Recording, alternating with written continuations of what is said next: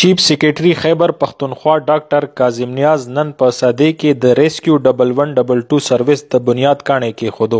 سادې هسپتال سره جوخته د ریسکیو 1122 دپاره جوړېدونکی دغه درې منزلې ودانۍ به د 1 کال په دورانیه کې جوړولی شي. د سرویس شروع کېدو سره به د کوزې او منځنۍ کورمې اوسیدونکو دپاره ناګهاني پیښې پر مهال اسانتیاوې پیدا شي. 4 کروړو نه زیات لګښت باندې جوړېدونکي دغه ودانۍ کې به د امبولانس او فایر برګیډ سره کمیونټي اویرنس هال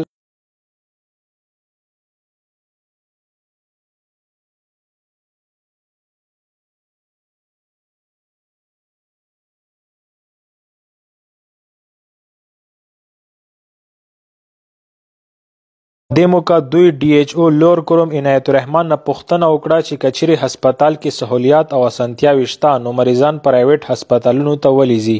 نو د 11 of people شو بګای چې یو دوا نه مشته ټیک شو کنه نو خلک پرایویټ ته ولې ځي ته ولې. So actually we have 8 sanctioned post-op specialists, but we have only one available.